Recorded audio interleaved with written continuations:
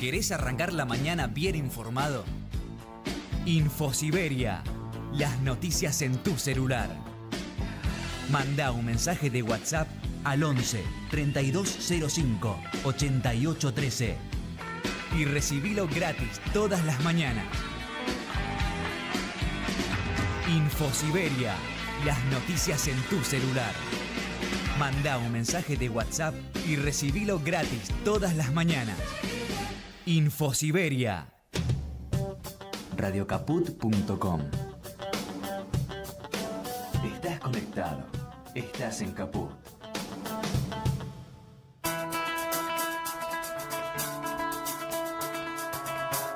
Horas extras. Un panorama del mundo del trabajo. Horas extras.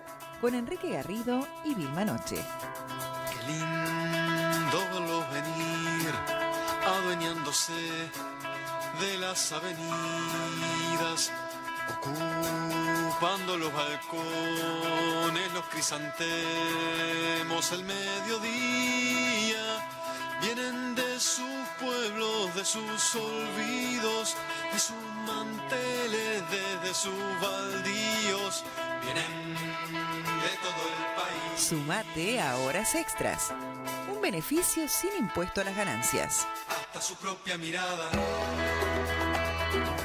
Qué lindo verlos venir y qué feo los motivos. Justamente hoy hay una movilización nacional de organizaciones sociales en 500 puntos del país por una Navidad sin hambre, ¿no? Eso es lo que estamos teniendo en la Argentina hoy, una Argentina hambreada pese al dibujo que hace el presidente Milei en su discurso de aniversario del primer año de gestión.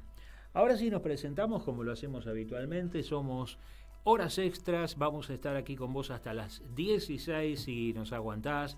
En la operación técnica y mucho más está nuestro compañero Martín Loza y aquí en el estudio Vilma Noche y Enrique Garrido. Hasta las 16. Bueno, hablábamos del discurso de Milei. ¿Cómo no hablar, no? ¿Cómo no hablar? Yo me quedé con algunas frases así como un poquito preocupada con una sobre Yo todo. también, podemos puntear. Con algunas, con unas cuantas. Claro. ¿No? Esto de que recién empieza, ¿no? Y, o sea, por un lado agradece el sacrificio del pueblo argentino y le dice por otro lado que recién empieza. Motosierra profunda.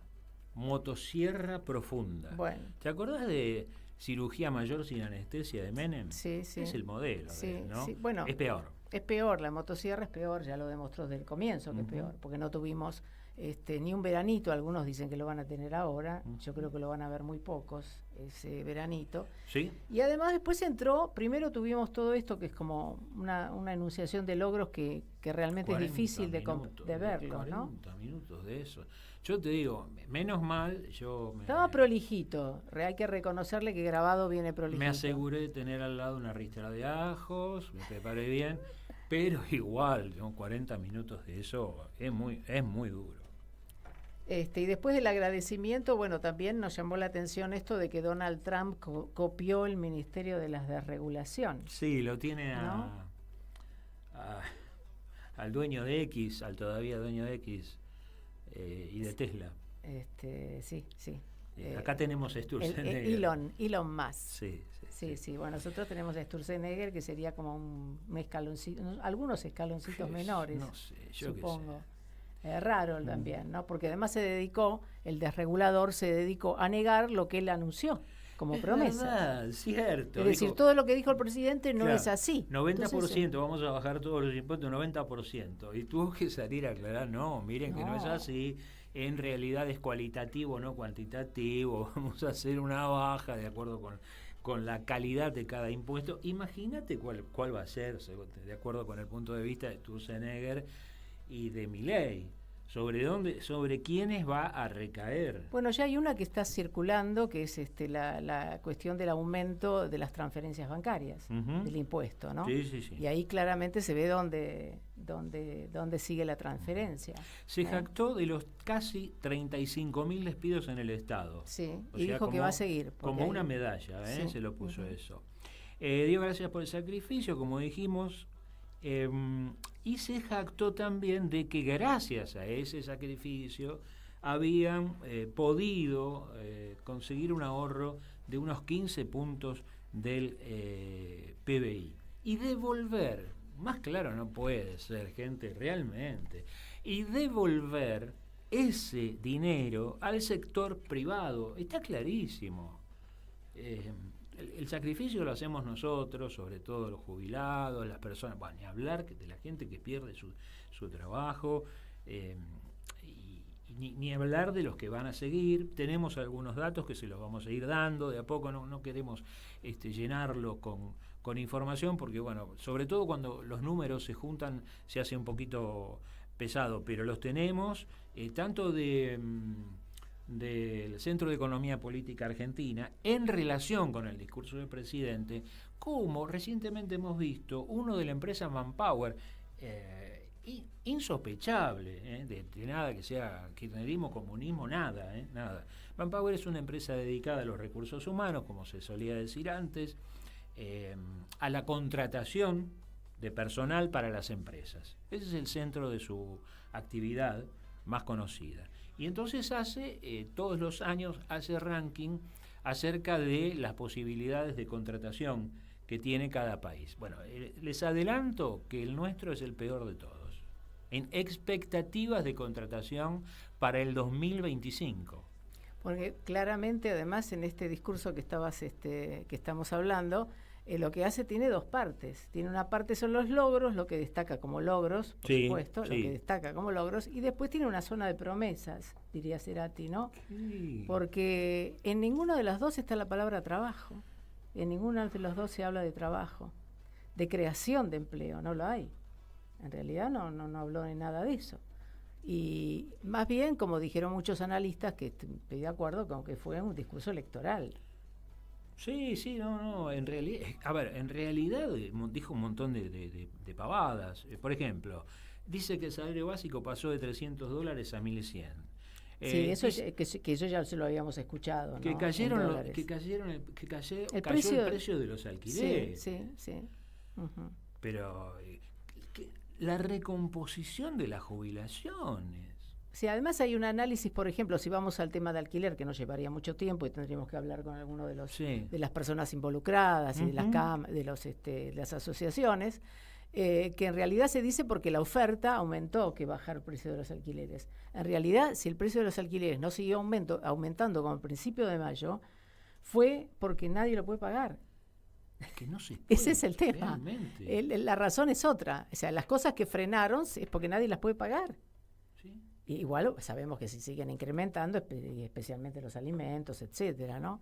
Porque a lo mejor la gente no va a pensar en la indumentaria, pero eso no cabe en ninguna duda, y sabemos cómo está este INDEC manejando el tema de la inflación, ¿no? Sí, yo hubiera querido, pero terminar, pero la verdad a veces no puedes parar, porque mirá, el Tratado de Libre Comercio con Estados Unidos, dice, fantástico, ¿no? Somos economías totalmente, no somos economías complementarias. No. Es un suicidio, ¿no? Y yo digo que es la joyita la que vas a no mencionarme. Me doy cuenta porque ya te lo veo allí. Mirá, viste que es la joyita. Lo anoté entre signos de admiración, declamación, qué sé yo. El plan nuclear argentino. Pero esta gente, ¿de dónde salió? Realmente. Yo me puedo equivocar, pero desde los 50 y pico nosotros, la Argentina produce y trabaja e investiga en materia nuclear. ¿Y cuánto le bajó a la Comisión de Energía Atómica? Una 40%. Brutalidad. Y bueno, además recordamos que nosotros teníamos un reactor, el reactor que se producía, el Karen, se paró, modular, se frenó. El único reactor modular en condiciones de ser exportado a todo el mundo. Aclaremos que Estados Unidos no ha podido lograrlo, ¿no? ¿En qué podría derivar ese tratado de libre comercio con Estados Unidos a propósito, ¿no? Empezamos a temblar. Claro. Fortuna que la Argentina puede obtener de su trabajo, del trabajo de los científicos y las científicas y los trabajadores y trabajadoras de la construcción, en fin, un montón de... Seguramente muchos se habrán acordado de la nave que iba a la estratosfera, más o menos. Sí, el tema ahora es que, además, todo lo que se ha perdido, que todo lo que ha quitado a la Comisión de Energía y todo lo que se dejó de hacer es plata que se perdió y un montón de cosas que no se pueden lograr. De cero, esto que era de cero ahora, es un proyecto nuevo, ¿no? Una cosa loquísima. Bueno, una parte eso está, del borramiento que claro, y dentro hacer. De esa zona de promesas, le decía yo, está la reforma laboral, que ahí se lo creemos, ¿sí? Y una reforma impositiva que también se lo creemos, que tampoco va a ser aquella de no voy a subir impuestos. Totalmente regresiva, por supuesto. Y hay una joyita, déjamelo decir. ¿Otra más? Sí. La Argentina tendrá para siempre una deuda de gratitud con Karina Milei. Ah, bueno. Caramba. Y todavía estamos pensando cuál es, por favor. Que estaba ahí muy Y yo vine con las manos vacías. Estaba con filtro, Karina, ayer tenía filtro adelante o una ayudita de los amigos, sí. Pero así como no cerremos esta loco, parte muy loco. Bueno, con algo mejor. Si bien es triste, es todo lo opuesto a Milei, ¿no? Nuestro homenaje, el homenaje de nuestro Vilma y mío, estoy seguro que lo compartimos con nuestro compañero Martín Loza, sin ninguna duda, al doctor Héctor Recalde, que se ha ido hace poquito. Una figura extraordinaria, un defensor convencido de los derechos de las trabajadoras y los trabajadores, un hombre limpísimo, y no nos cansamos, y creo que no debemos hacerlo, de recordar su actitud cuando un representante de las empresas de aquel tiempo, de los tickets canasta de Menem, los tickets canasta que le daban a la gente, para que compraran en el supermercado, etcétera. Pero sí, era parte del sueldo, y además se transfería parte de lo que ganabas a esos luncheon tickets. Exactamente. Bueno, esa era una marca, creo que había alguna otra. Sí, y por supuesto lo que se hacía era evadir impuestos, ¿no? Y vamos a ir un poquito más allá. Era una variante, simplemente, de los vales que te daban las empresas como la Forestal, en Santa Fe y el Chaco, u otras, con la diferencia de que, quién sabe si no, con la diferencia de que ellos solían tener sus propios lugares para que vos compraras, en fin, hacían un horror. Entonces vinieron a coimearlos, a él y a su hijo, para que no impulsaran en el Congreso la eliminación de estos tickets canasta, que fuera al salario como corresponde, ¿no? Y que se tributara como corresponde. Ellos hicieron todo lo que debían hacer, lo denunciaron, y esto terminó en una condena. Les habían ofrecido fortunas. Lo filmó, sí, reunión, lo grabó y lo mandaron en cana. Un tipo insobornable, un hombre bárbaro. Así que bueno, vaya nuestro recuerdo para él. Y un gran defensor, como lo dijiste al comienzo, de todos los derechos de los trabajadores. Quedaron algunos de los últimos proyectos, que es bueno recordarlo, ¿no? En los que había estado trabajando cuando estaba en el Congreso, en otro periodo, por supuesto, ¿no? Y que en esta situación parece una cosa muy improbable. Uno era la reducción de la jornada laboral. Sí. En la que estaba trabajando, la verdad que, bueno, siempre, y además siempre accesible. Trabajar menos para trabajar todos. Para trabajar todos y trabajar mejor y producir más, porque eso es lo que siempre se ha demostrado en otros países, y acá, por supuesto, los empresarios argentinos no lo van a querer ver. Y ahora no vamos a entrar en detalles, pero hay numerosísimas bases para que justifican y que explican el pedido de esa reducción de la jornada laboral. Entre ellas, y no es menor, al contrario, es muy importante, es que desde principios del siglo XX la productividad se multiplicó más o menos, ahora no tengo los números, pero se multiplicó por 100. Y una era esa precisamente, la participación también en la producción, Claro. en las ganancias de los trabajadores. Porque en la producción ya está, pero en nuestras ganancias no en todos. Sí. Enseguida vamos a hablar de algunos temas que consideramos importantes, por ejemplo, Aerolíneas Argentinas, y también mañana va a haber una manifestación de las trabajadoras y trabajadores estatales contra este famoso examen del que se ha hablado, para que revaliden sus títulos para estar en el Estado. Exámenes de idoneidad. Exactamente. Vamos a ver hoy, dentro de un ratito nada más, el punto de vista de expertas en este tema. Expertas, docentes, matemáticas y expertas en el tema de la enseñanza de la matemática, que han dado a conocer un documento y lo están tratando de multiplicar, un documento diciendo en defensa de la matemática, aparece en el título, ¿no? No usen la matemática para este tipo de cosas porque es un verdadero disparate. Te decía que íbamos a hablar de aerolíneas. Ya sabés que el presidente, iba a decir, el gobernador de la provincia de Buenos Aires, Axel Kicillof, se ofreció a hacerse cargo, que la provincia se haga cargo de Aerolíneas Argentinas, ya que el Estado Nacional dice que no la quiere.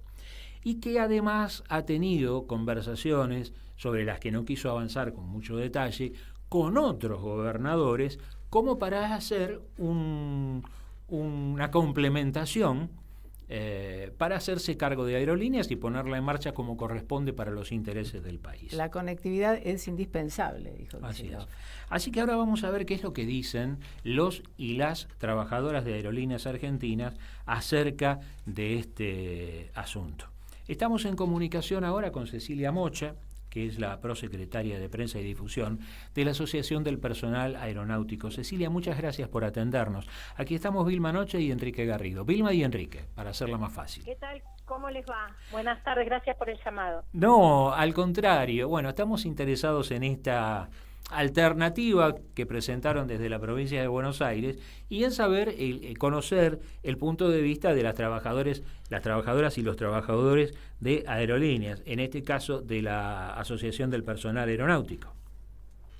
Bueno, la verdad es que para nosotros es una gran noticia. Por ahora es solamente una declaración política, es una declaración de voluntad política, sí, pero nosotros la celebramos porque nos permite pensar en un futuro, en una continuidad laboral, cosa que no teníamos hasta hace una semana con un gobierno que, a pesar de haberse sentado con las paritarias, vive amenazándonos desde antes de asumir con que quiere desguazar Aerolíneas o privatizarla, y entonces el horizonte se torna un poco más oscuro porque ya vivimos esos procesos en la Argentina y para los trabajadores fueron procesos muy difíciles y de mucha pérdida. Entonces, que haya esta otra posibilidad, esperemos que... A ver, ahora la pelota está del lado del gobierno, a ver qué dice, porque primero no la querían, pero ahora parece que se pusieron a juzgar si la provincia de Buenos Aires está apta económicamente o no como para hacerse cargo, lo cual es parece un chiste. Claro, porque... si estaba en condiciones, pero lo que aclararon algunas fuentes del gobierno, que muchos medios lo señalan, no están identificados, pero coinciden todos en decir que lo que criticaban además, sí, por un lado era preguntarse si estaba en condiciones el gobernador. Mientras y por otro lado, recursos. dice, claro, mientras le quitan los recursos, es decir, no va a poder, es como decir, me sonrío y mejor la privatizo. Parece que están siempre por esa posibilidad. Pero porque querían ponerle, dice, va también, querían poner, en el caso de un traspaso, por ejemplo, 8.500 millones de pérdida. Sí. Sí, eso es lo que dice el gobierno. Hay cuestiones que son incomprobables, vienen tirando números al azar. Jamás este gobierno habló del aporte ni económico ni en otros aspectos que genera Aerolíneas Argentinas, que lo repetimos hasta el cansancio. Aerolíneas genera divisas por las ventas de pasajes, eso es constante y sonante, pero además genera ingresos por impuestos indirectos y además es una generadora de empleos en los lugares en donde arriba un avión. Nosotros tenemos 21 destinos de la Argentina en este momento a los cuales solamente está llegando aerolíneas argentinas de manera permanente. Hay otras aerolíneas que quizás tienen una frecuencia semanal o no tienen ninguna porque no les interesa, porque no son puntos rentables. Entonces, ¿qué dice la lógica del mercado? Y no es rentable, hay que cerrarlo. La lógica de un proyecto de país con soberanía nacional y con conectividad dice, esos lugares, aunque no sean turísticos, precisan justamente conectividad para generar desarrollo y para brindarle a sus habitantes la posibilidad de ir y venir de las grandes urbes para poder hacer todas las cosas necesarias, inclusive cuestiones de salud. Claro, escuchar no lo que estás diciendo vos, por supuesto, sino esta postura del gobierno, daría la sensación, no creo que a ustedes, pero que sí al gobierno los tomó de sorpresa esta salida y esta declaración de Kicillof. Sí, pareciera que ahora que surgió el comprador que no habían tenido hasta ahora, porque le ofrecieron regalada aerolíneas argentinas a todas las aerolíneas del sector de la región de América Latina, ninguna la quiso comprar. Hasta hoy no hay ningún interesado y ahora que sí aparece uno. Sí, a los trabajadores también, dijo, a los trabajadores, claro. Dijo, bueno, si la quieren. Exacto. Regalada es cara, dijeron un montón de cosas y ahora parece que se empiezan a desdecir, desde el momento en que hay alguien que dice, bueno, déjenla que yo me ocupo. Entonces empezamos a verle el currículum y el estado bancario de la provincia de Buenos Aires, como si eso se hubiese hecho con otros compradores, como por ejemplo la aerolínea privada Flybondi, a la que hace meses que no se la controla, que mientras los trabajadores y trabajadoras del sector aeronáutico, Intercargo, aerolíneas, realizamos medidas por nuestros salarios, salieron todos los voceros de este gobierno, todos los medios corporativos, a decir que son paros salvajes, medidas intempestivas, y cuando es Flybondi que cancela en una semana 74 vuelos, lo único que dice el gobierno es que va a ver si analiza una suspensión de la aerolínea. O sea, es un mamarracho realmente. Cecilia, hablando de esto, yo vi no hace mucho, aparte de algunos problemas técnicos, vi que uno de estos aviones de Flybondi apenas llegaba, media hora después salía para otro destino. Uh-huh. ¿Es posible que esto haya ocurrido? Sí, lo que se hace en todas las aerolíneas es optimizar el tiempo de vuelo de los aviones, porque un avión en tierra cuesta dinero. Sí. Entonces siempre se trata de optimizar el menor tiempo posible en plataforma de las aeronaves. Sí. Esto es así en la mayoría de las aerolíneas. El problema no es cortar este tiempo, sino que los aviones tengan el mantenimiento correcto, en los lugares correctos. A eso iba, sí. Claro, y no que, como los aviones de Flybondi, se estén haciendo mantenimiento en un hangar inhabilitado por la ANAC. Claro. O sea, eso es realmente no se puede creer. La seguridad operacional es fundamental en la industria aérea. Sin eso, se pone en peligro todo un sistema de una nación. No se puede jugar con eso. Bueno, pero parece que no se lo están tomando en serio, ni desde Flybondi, ni las autoridades que tienen que controlar. Además, no hay que tener memoria corta, ¿no? Porque si la experiencia, si fuera algo nuevo, pero ya lo vivimos. Claro. Aerolíneas Argentinas fue privada y fue un verdadero desastre, fue una catástrofe para la Argentina, a pura pérdida, y uno de los responsables de aquella empresa fue preso en España, digámoslo. Sí. Una verdadera mafia. Y entonces sí funcionaban de una manera diferente. A mí y a muchísima gente más, pero digo a mí porque, bueno, puedo decirlo en persona, pero hay numerosísimos ejemplos, obviamente. Ahí sí, en muchos casos, en lugares poco favorecidos de la Argentina, en ese sentido de la comunicación, a veces, al no estar los aviones completos o no en el nivel que pretendían, los aviones se retrasaban o no llegaban. Uh-huh. Y eso cuando era privada. Entonces, en fin, digo, la memoria corta de nosotros, ¿no? Que parece que no reaccionáramos frente a estas cosas. Sí, nosotros esto ya lo vivimos, como trabajadores aeronáuticos ya cargamos con esa experiencia, ya sabemos que es negativa, que los únicos beneficiados son un par de grupos de capitales. El país pierde muchísimo en la inversión que se puso en la aerolínea y los trabajadores pierden no solo en salarios, sino en puestos de trabajo. La ley bases lo permite, la transferencia de aerolíneas. En este caso es como la habían redactado también, ¿no? Sí, totalmente. O sea que la medida la tienen que evaluar. Pareciera que fuera más por una cuestión electoral próxima, que cómo quedaría, ¿no? Más que nada. Cecilia, una cosa, se habló, bueno, me imagino que debe haber cierto cuidado con estas cosas, pero ustedes estuvieron en el lanzamiento del proyecto de la provincia de Buenos Aires. ¿Hubo algún tipo de avance, alguna conversación acerca de cómo podría llevarse adelante? ¿O esto está Hubo algunas conversaciones con los gremios. De hecho, el gobernador convocó a los principales gremios aeronáuticos de aerolíneas argentinas, y sí sabemos que se hizo un estudio técnico, no solo en lo económico y jurídico, sino en un plan a futuro para la aerolínea. Sabemos que hay conversaciones con gobernadores, pero por ahora no tenemos nada más que títulos, no tenemos detalles, pero sí creemos que es un proyecto que en política hay pocas cosas que no son viables si está la voluntad, y el financiamiento. Yo estoy segura que se puede, esto es una opinión casi personal, pero claro. Que habiendo voluntad se puede conseguir también. Pero bueno, ahora es el gobierno nacional el que tiene la pelota de su lado y puede decir que la provincia se haga cargo y listo. Total, si la provincia sigue perdiendo es un tema de la provincia, ¿no? El gobierno no puede salir a decir ahora que le preocupan cosas de las que se está deshaciendo desde que asumió. ¿Cuál es la situación, Cecilia, de los trabajadores ahora, de ustedes?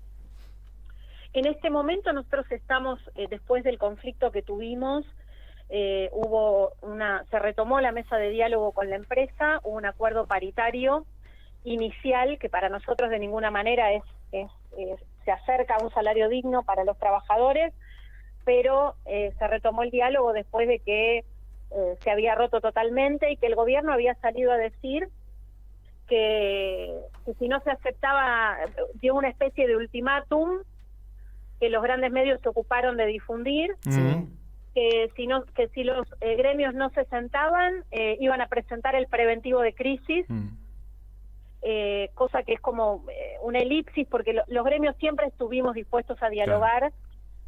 Quienes cortaron la mesa de diálogo fueron ellos, y la verdad es que nos alegra que se haya retomado y que se haya podido hacer una negociación salarial inicial, y mientras el gobierno cumpla su parte como hasta ahora, nosotros también lo vamos a hacer, así que creemos que por ahora no debería haber ningún conflicto cercano.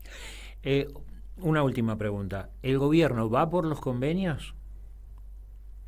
Y yo creo que si los dejamos, sí, claro. Sí. Bueno, eso no va a suceder entonces. Cecilia, muchísimas gracias por atendernos. A ustedes, como siempre. Y por supuesto estamos atentos a todo lo que ocurra con respecto a Aerolíneas Argentinas. Muchas gracias, un abrazo. Igualmente. Era Cecilia Mocha, prosecretaria de Prensa y Difusión de la Asociación del Personal Aeronáutico, aquí en Horas Extras.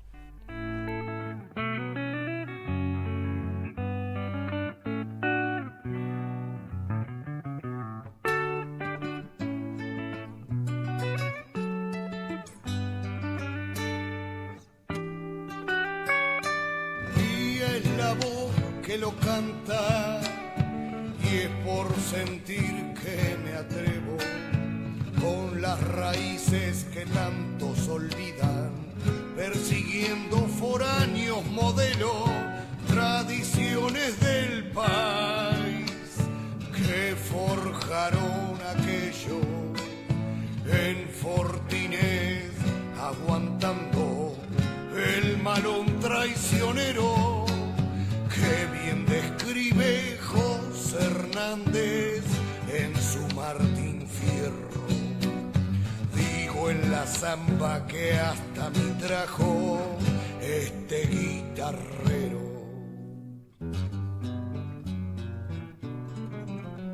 Hoy que en toda su extensión la patria está alambrada, desheredados gauchos e indios empobrecidos reencarnan, y con toda su ansiedad por poseer lo que aquellos mueven la rueda del escolazo y el condenable escapismo siniestro que me describe en su cotidiano plato de alimento. Miente la historia, digo, en la samba de este guitarrero.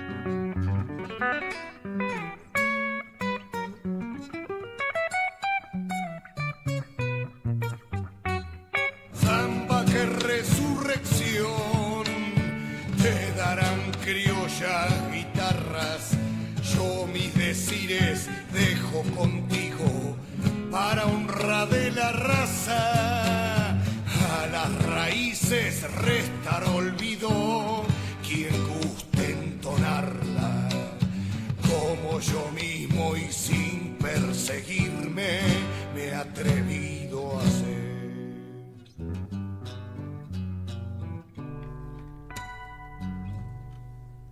Bueno, la voz de Ricardo Iorio, el grupo Almafuerte, y samba de Resurrección.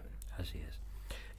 Una nueva héroa en este caso, ¿no? Tenemos acá en horas extras, Bueno. Que es Valeria Edelstein. Valeria Edelstein, probablemente te hayas enterado, bueno, tuvo difusión. Lo cierto es que es doctora en química, y además es una experta en comunicación científica. Es comunicadora científica, tiene su sitio en Instagram dedicado a ese tema, a la divulgación, pero también a dar información acerca de la situación de la ciencia en la Argentina. Este premio que le dieron, un premio internacional, se entregaba y se entregó en la Embajada de Francia, aquí en la capital federal. Edelstein fue a recibir el premio, ya llevaba una remera en defensa de la ciencia argentina, pero además de agradecer a las personas responsables de la entrega de este premio científico, que la va a llevar a París en algún tiempo,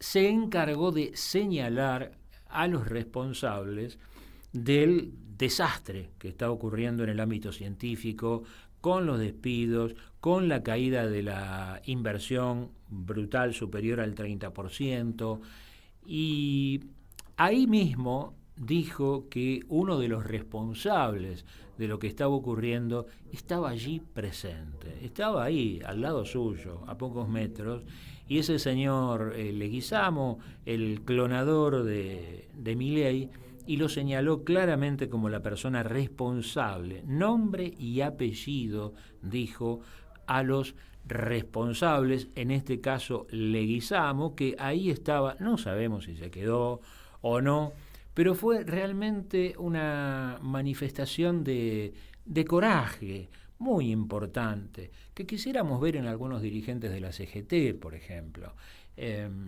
porque hay que pararse ahí en la situación amenazadora que están sufriendo, afrontando las científicas y los científicos argentinos, y decir ahí mismo, frente a frente, las cosas como son. Lo digo esto al pasarlo de la CGT, porque bueno, vos te encontrás al mismo tiempo con empinadísimos dirigentes de la central sindical que dicen que las cosas están para conversar, para negociar, y francamente lo que estamos viviendo en la Argentina es un verdadero desastre, pero un desastre organizado contra los trabajadores y trabajadoras, contra las trabajadoras y trabajadores jubilados, contra la salud pública. Así que verdaderamente a uno le cuesta entender que se hable de negociación en estas condiciones. Yo te dije que tenía una información, algunos datos que te da el CEPA, ¿no? El Centro de Economía Política Argentina, en relación con este primer año de Javier Milei. Y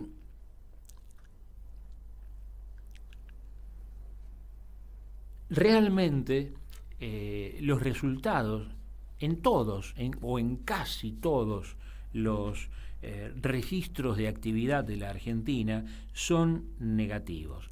Por ejemplo, se han perdido más de 261.000 puestos de trabajadores y trabajadoras registrados.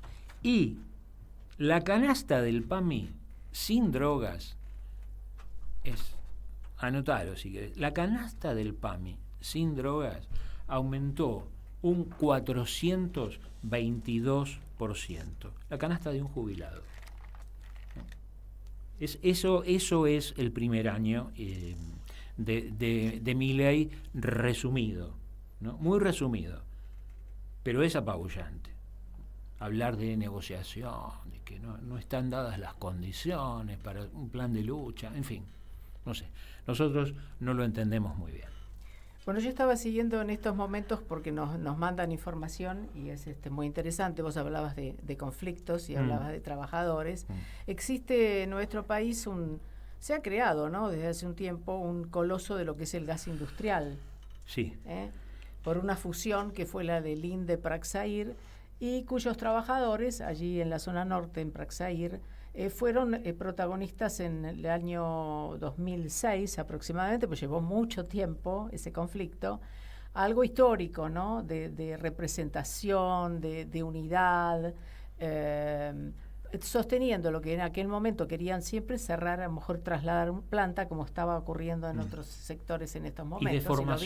Y de formación en la lucha. Y de formación, exactamente, y también de movilización al propio sindicato, ¿no? Lo que quiero decir que hay cosas que no se pueden modificar cuando los trabajadores se ponen la lucha al hombro, los propios trabajadores. Así ¿no? es. Esto incluía el despido de un trabajador. De un trabajador, sí, de un que delegado, por la además. suya empezó a preguntar a uno y a otro. Claro, estaba asombrado porque en la empresa en cuestión, Praxair, no estamos hablando de una empresa local, pequeña, mediana, no, estamos hablando de un coloso. Claro, un gigante. Mundial, uno o dos. Internacional. En el área de producción y distribución de gases de distinta índole, desde el oxígeno para el uso medicinal hasta otros para uso industrial. Bueno, esa unificación y esa conciencia de los trabajadores hizo que se reincorporara, en este caso, al que había sido elegido como delegado, y bueno, la lucha fue realmente ejemplar, ¿no? Y que se aplicaran los convenios. Exacto. Y han tenido en los últimos días, precisamente, les han comunicado el despido de 10 trabajadores. Bueno, ha comenzado una lucha, esto es en la planta de Pacheco, y los han reincorporado, pero están las conversaciones. Por ahora sin tareas. Una situación momentánea. Así que bueno, nos acaba de enviar la información porque estaban en el Ministerio de Trabajo, que siguen las negociaciones, pero allí está Maximiliano Areco, trabajador del INDE Praxair, o Praxer, lo que le dicen, de Pacheco, desde 1998, y él nos explica cómo es la situación en estos momentos. Hola, buenas tardes a todos los escuchas. Somos trabajadores de la clínica INDE Praxair de Pacheco. Queremos contarles que acá el día jueves de la semana pasada tuvimos 10 despidos, 10 compañeros. Esta es una fábrica química que se dedica a la producción y distribución de gases industriales y medicinales, es decir, todos los gases que sirven para soldar, para la refrigeración, para las heladeras, para los grandes frigoríficos, el gas medicinal, del oxígeno medicinal que se usa en los hospitales, los gases de las gaseosas. Una empresa multinacional de propiedad alemana y norteamericana, una fusión del año 2019. Hubo 10 despidos injustificados. La empresa dice que cayó la producción, que es verdad, un poco cayó, pero de ninguna manera cayó su ganancia, o disminuyó un poco su ganancia, pero de ninguna manera están en pérdida. Desde el momento de los despidos, los 5 establecimientos en la calle Pacheco, que es el que están los despidos, y otros 4 establecimientos en Ensenada, Lanús, Pilar y Avellaneda, empezamos medidas de fuerza y logramos el día viernes, después de 24 horas de medida de fuerza, la reincorporación de los 10 trabajadores, pero en una instancia de negociación con la patronal que insiste con que tiene que sacar compañeros. En este momento estamos negociando, mantenemos el estado de alerta, pero con los 10 compañeros reincorporados. Mañana, jueves, a las 9 de la mañana hay una reunión clave, quizás seguramente para ratificar algunos despidos, quizá no los 10, y nosotros en las asambleas iremos tomando decisiones de los pasos a seguir. Muchas gracias por el espacio para que podamos contar nuestro conflicto y estamos en contacto por cualquier novedad que tengamos. Abrazo muy grande para todos y todas por allá. Bueno, es un ejemplo de todo lo que está sucediendo. Sí. En este caso, 10 trabajadores. Tenemos situaciones que también queríamos mencionarlas, como la de Avon, con Avon Natura, que después vamos a mencionar antes que termine el programa, con 200 personas casi. No, más de 200 personas, casi 300 en la calle. Y esto que se multiplica en todos los lugares, porque precisamente, bueno, cierran lugares, trasladan el trabajo. La promesa de una reforma laboral es muy tentadora, ya lo vivimos. Todo esto no es un déjà vu, ¿no? Lo conocemos muy bien. Así que, bueno, por eso queremos ir reflejando, a pesar de los problemas a veces con el audio, bueno, porque están en estos momentos. Era Maxi Areco, delegado, y claro, nos hizo un favor en realidad, porque estaban ahí en negociaciones, y bueno, grabó como pudo con el celular, y se entendía perfectamente lo que sucede, ¿no es cierto?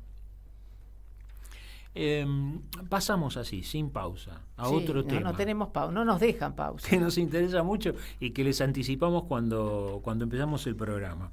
Este examen que decías, Vilma, idoneidad.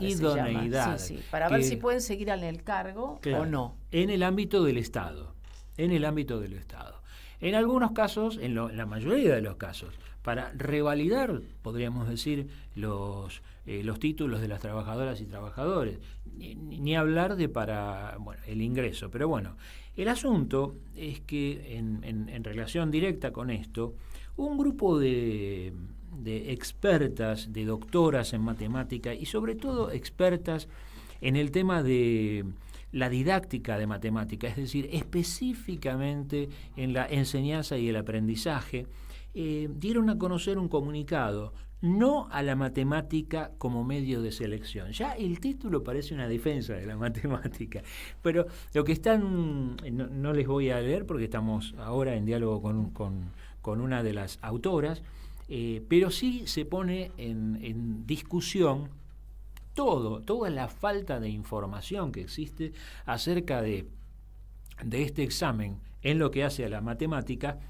No se sabe quiénes lo diseñan, no se sabe cómo, pero por suerte contamos con el aporte de estas profesionales que además lo están haciendo circular y tratando de recolectar, de reunir las firmas necesarias. Estamos en comunicación con la doctora Patricia Sadowski. Es matemática, es docente e investigadora y es una experta en didáctica de la matemática. Doctora Sadowski, muchas gracias por atendernos. Aquí estamos Vilma Noche y Enrique Garrido. Vilma y Enrique. Hola Vilma y Enrique, buenas tardes. Muchas gracias por el llamado. Al contrario, nos llamó mucho la atención la iniciativa que tuvieron ustedes. Y bueno, quisiéramos que nos explique por qué motivo dicen que no se utilice la matemática como medio de selección.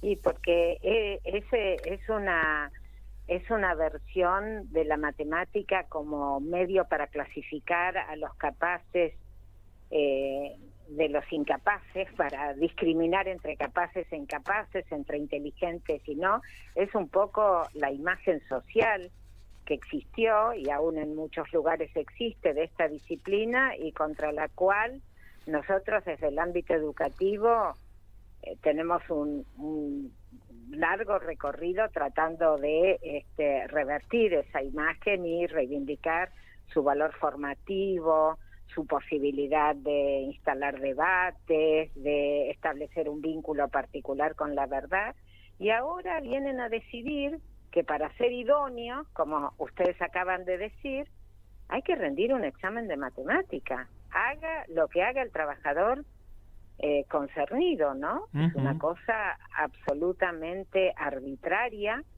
y sin ningún tipo de fundamentación, ¿no? ¿Por qué? ¿No? O sea, ¿por qué eventualmente si hay que, digamos, tendríamos que discutir los modos de evaluación de los trabajadores, no nos metemos en eso, pero si se decide evaluar, ¿por qué no se evalúan los saberes en juego en los trabajos correspondientes? ¿No? Porque todos tienen que rendir el mismo examen, sea cual sea la función que están desarrollando en el Estado, todos el mismo examen, y además de matemática, ¿no? O sea, como, bueno, si no pasó el examen de matemática, no es capaz, no sirve, no puede trabajar en el Estado. Supongamos que se llevara adelante. ¿Cuáles son las fallas que tiene esta propuesta? Y si se pudiera llevar adelante, ¿cómo debería hacerse? Bueno, nosotros de ninguna manera aceptaríamos que un examen de matemática sea lo que evalúa la idoneidad de un trabajador cualquiera, digamos, independientemente de su actividad específica. Eso por una parte. Sí.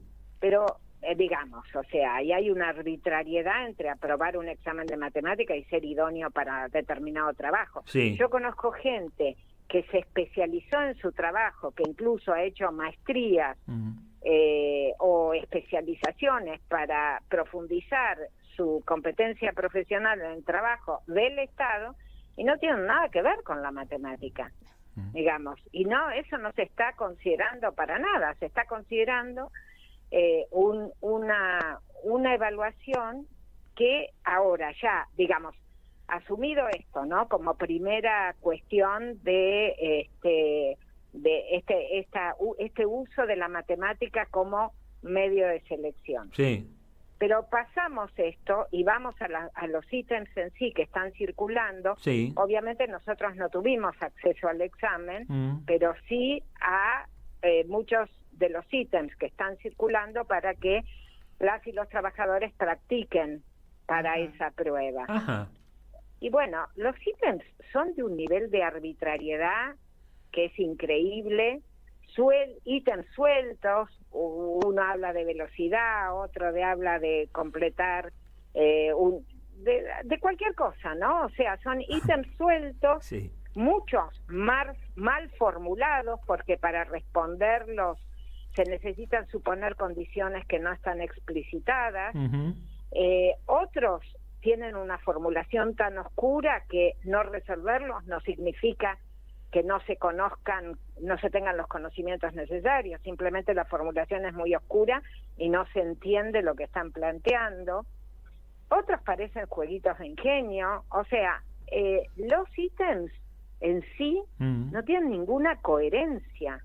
No es que uno dice, bueno, necesitamos que los trabajadores sepan proporcionalidad directa, por decir algo. Sí. No puede ser que un trabajador del Estado no conozca los basamentos mínimos de la proporcionalidad directa.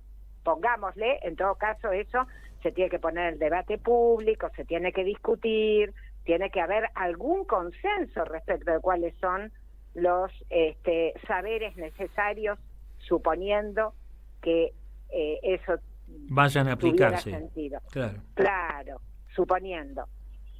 No, acá aparecen ítems, como venía diciéndoles.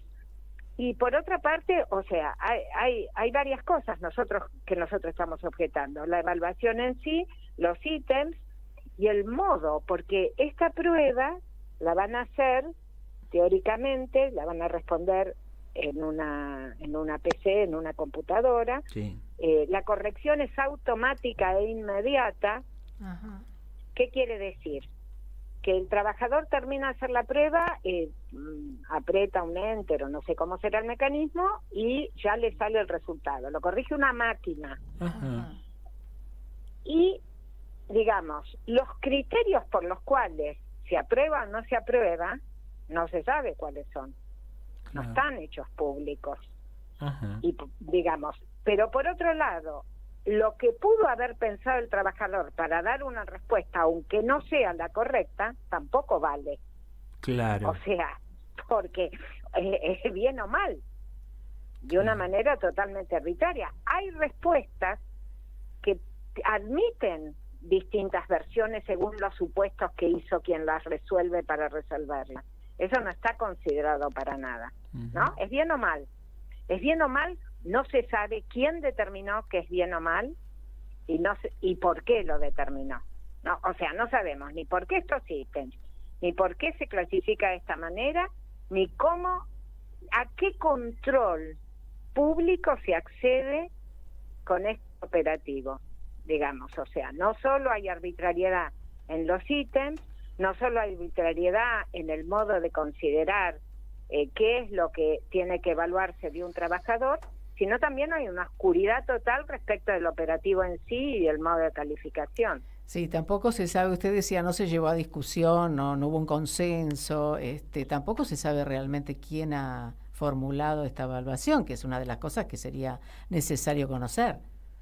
Por supuesto, no, es totalmente oscuro, no tenemos la menor idea de quiénes, o sea, quisiera ver qué examen de idoneidad rendirían los que formularon esto, porque, digamos, por empezar el concepto de idoneidad, ¿no? Como ponerlo en el espacio público como un asunto de debate, y después, ¿por qué no, si se decide evaluar a las y los trabajadores contratados, ¿por qué no se establecen criterios de evaluación vinculados a los saberes que los trabajadores necesitan poner en juego en el trabajo? Estas ejercitaciones que usted dice que algunos de los trabajadores aparentemente les han llegado como para ponerse en práctica, ¿eran de saberes del secundario, por ejemplo, algunos, como usted? Bueno, algunos sí, ese es otro problema, porque por ejemplo, si uno estudió potenciación en primer año y radicación en primer año de la escuela secundaria, nunca más lo usó. No se acuerda, no se usa, no, en sí mismo no tiene ningún valor, o sea, es simplemente hostigamiento, o sea, no tiene nada que ver con la idoneidad, nada. Esto es una de las cosas, está usado como un medio de presión, sin ningún beneficio respecto de dar la oportunidad de mostrar las propias capacidades frente a esta amenaza de quedar o no quedar en el trabajo, ¿no? Es una cosa muy, muy hostigante, muy amenazante, muy angustiante. Los ítems que a nosotros nos llegaron los circulan los gremios que están ayudando a la gente a prepararse. Ajá. Por eso hemos accedido. Claro. Hemos accedido porque Carmen, mi colega Carmen Cesa, fue convocada por uno de los gremios a contribuir con las y los trabajadores en la preparación del examen, y ahí tomamos contacto con esto. ¿Cómo interpretan ustedes? ¿Cuál sería el motivo por el cual se elige matemática como algo de selección? Y porque se esgrime, porque se usa, por eso nosotros decimos no como medio de selección, porque se esgrime esa impronta social antigua, muy anclada en la sociedad, de que estos son los saberes que valen. Como algo autoritario sería. Y sí, parece que la matemática, lengua, generalmente son las dos aspectos que se toman de esa forma, ¿no? Claro, pero además en el caso de la matemática, si no rendiste es porque no sos inteligente. Claro. Eso, o sea, la matemática no es para mí, para nosotros que trabajamos en el medio educativo, es el pan nuestro de cada día. Lo dicen muchas maestras y maestros, lo dicen los estudiantes cuando empiezan el profesorado. No, esto no es para mí, yo no soy para esto. Esa impronta, esa cosa inscripta en el cuerpo, no soy para matemática, es algo muy instalado y muy fuerte. Y digamos, y se abrieron muchos caminos para revertir esto, y acá retrocedemos 1000 casilleros, ¿no? Desde el punto de vista esto del valor educativo de la matemática. Bueno, muy interesante todo lo que está diciendo, sería como para seguir, ¿eh? Me quedé pensando ahora cuando se habla de las pruebas, por ejemplo, las pruebas PISA, y se dice, cuando se habla de puntajes, que no es este caso, pero a veces... Que son estandarizadas. Están muy cercanas a lo que nos está explicando también. Y totalmente, porque la estandarización... la evaluación estandarizada en un proceso de planificación estatal puede tener un valor, pero la estandarización como único método de evaluación, ya ahora me voy al terreno educativo, justamente no tiene en cuenta los procesos de las personas en su trayectoria de enseñanza y aprendizaje, y no tiene en cuenta qué fue lo enseñado para evaluar sobre esa base. Que no es el caso, además. Claro. Doctora Sadowski, muchísimas gracias por habernos atendido, y también muchas gracias por el gesto que han tenido y el esfuerzo que han llevado adelante. Usted, sus colegas Carmen Cesa y, si no me equivoco, Valeria Borsani. Sí, y muchísima gente que nos acompañó, ¿no? Bueno, muchísimas firmas. Bueno, muchas gracias. Bueno, gracias a ustedes por hacerlo visible. Que siga muy bien. Era la doctora Patricia Sadowski. Es matemática, es docente, investigadora y es una experta doctorada en didáctica de la matemática, que ya, por lo que decía, nos aclara muy bien de qué se trata. Llegamos al final del programa. Llegamos al final, no nos queremos olvidar de dos cosas de anunciar. Vamos a seguir con el tema, por supuesto, de trabajadores. Cristina Fernández se asume hoy, no nos olvidemos. Cierto, al frente del PJ. En la UMED, al frente del PJ. Y también, que no mencionamos, pero que tiene tanto que ver con lo que hablamos de reforma laboral, por ejemplo, es el reemplazo de Pablo Moyano en la CGT, ¿no? Porque además ha vuelto su padre, que parece que no tiene mucho que ver con la postura últimamente, y Pablo Moyano ya tiene su reemplazante, ¿no? Clima de lucha, dice. Es Octavio Argüello, el reemplazante, que sí habló, está de acuerdo con el diálogo, así que bueno, se viene una zona y un frío bárbaro. Un frío bárbaro, exactamente. Nos vemos, porque ya terminó el programa. Nos reencontramos, si todo va bien, el próximo miércoles a partir de las 15.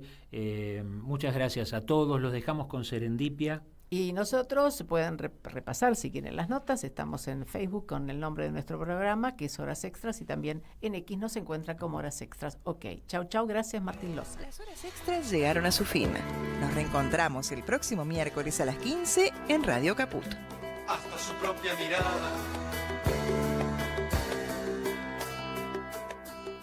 Nuestra maestra Eve de Bonafini. En Caput nos enseñó a pelear. pasan cosas. Amado Vudú.